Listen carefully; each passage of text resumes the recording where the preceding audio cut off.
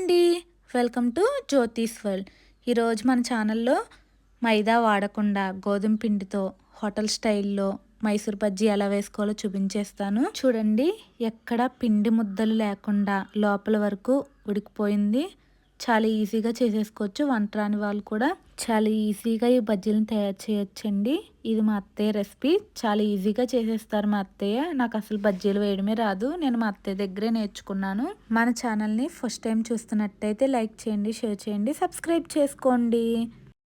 బజ్జీలు వేసుకోవడానికి ముందుగా ఒక గిన్నెలోకి 1 కప్పు గోధుమ పిండిని తీసుకోండి. మీరు గోధుమ పిండి ప్లేస్లో మైదా పిండినైనా తీసుకోవచ్చు. ఇందులో 2 నుంచి 3 స్పూన్ల బియ్యం పిండిని వేసుకుని 1/2 టీ స్పూన్ జీలకర్ర, రుచికి సరిపడా ఉప్పు, కొద్దిగా కట్ చేసుకున్న కరివేపాకును వేసుకోండి. టేస్ట్ చాలా బాగుంటుంది. ఇందులోనే కట్ చేసుకున్న ఒక పచ్చిమిర్చి ముక్కలు, మనం ఏ కప్పుతో అయితే గోధుమ పిండిని తీసుకున్నామో అదే కప్పుతో 1/2 కప్పు పెరుగు, పుల్లటి పెరుగుని తీసుకోండి. బజ్జీలు బాగా పొంగుతాయి, చాలా టేస్టీగా వస్తాయి. లేదు కమ్మగా ఉంది పెరుగు అంటే ఒక నిమ్మ చెక్కని పిండుకోండి, టేస్ట్ బాగుంటుంది. ఇందులోనే 1/2 టీ స్పూన్ బేకింగ్ సోడా వేసుకోండి. బేకింగ్ సోడాని ఎక్కువగా వేయొద్దు, నూనె ఎక్కువగా పీల్చేస్తాయి, క్రిస్పీగా రావు, టేస్ట్ కూడా అంత బాగోదు. ఇందులోనే కొద్దిగా నీళ్లు వేసుకుంటూ బజ్జీ పిండిలా కలుపుకొని మూత పెట్టి గంట పక్కన పెట్టుకోండి. బజ్జీల్లోకి కాంబినేషన్గా గట్టి పచ్చడి ఎలా చేసుకోవాలో చూపించేస్తాను. చాలా టేస్టీగా ఉంటుంది ఈ బజ్జీల్లోకి ఈ పచ్చడి.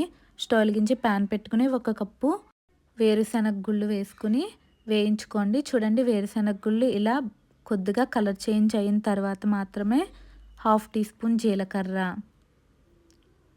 1/2 టీ స్పూన్ మినప్పప్పు, 1 టీ స్పూన్ పచ్చిశనగపప్పు, మీ కారానికి తగ్గట్టుగా పచ్చిమిర్చి వేసుకోండి. ఇందులోనే కావాలంటే 2 వెల్లుల్లి రెబ్బలను కూడా వేసుకోండి, నేనైతే వేయట్లేదు. ఇవన్నీ బాగా వేగిన తర్వాత స్టవ్ ఆఫ్ చేసేసి ఏ కప్పుతో అయితే వేరుశనగ గుళ్ళు తీసుకున్నామో అదే కప్పుతో 1/2 కప్పు ఏపుడు శనగపప్పు వేసుకోండి. వీటిని పుట్నాలు అని కూడా అంటారు. వేసుకుని బాగా కలుపుకోండి. ఈ వేడికి అవి వేగిపోతాయి. ఈ పోపులన్నీ చల్లారిన తర్వాత మిక్సీ జార్లో వేసుకుని రుచికి సరిపడా సాల్ట్, కొద్దిగా చింతపండు వేసుకుని కొద్దిగా వాటర్ వేసుకుంటూ ఇలా గట్టిగా పచ్చళ్ళ మిక్సీ పట్టుకోండి. చూడండి, ఇలా గట్టిగా ఉంటేనే బజ్జీల్లోకి బాగుంటుంది. ఇందులోనే ఇంగువ వేసుకుని పోపు పెట్టుకోండి. చాలా టేస్టీగా ఉంటుంది. మైసూర్ బోండాల్లోకి కాంబినేషన్గా చాలా బాగుంటుంది. ఒకసారి ట్రై చేసి చూడండి. గంట తర్వాత పిండిని చూడండి, బబుల్స్ అయితే ఫామ్ అయ్యి ఉంటాయి, చాలా బాగా వస్తాయండి. ఇలా గంట పక్కన పెట్టుకుంటే దీన్ని ఇప్పుడు ఏమీ కలపకూడదు. ఇలాగే ఒక పక్క నుంచి తీసి బజ్జీల్లాగా వేసుకోవాలి. స్టవ్ వెలిగించి ప్యాన్ పెట్టుకుని డీప్ ఫ్రైకి సరిపడా ఆయిల్ వేసుకుని ఆయిల్ హీట్ అయిన తర్వాత మంటని లో ఫ్లేమ్లో పెట్టుకుని బజ్జీలు వేసుకోండి.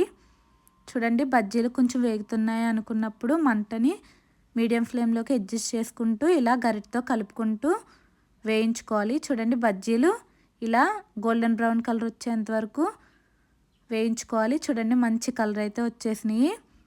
నూనె అస్సలు పీల్చవండి, చాలా టేస్టీగా ఉంటాయి. నేను అన్నీ కూడా ఇలాగే వేయించేసుకున్నాను.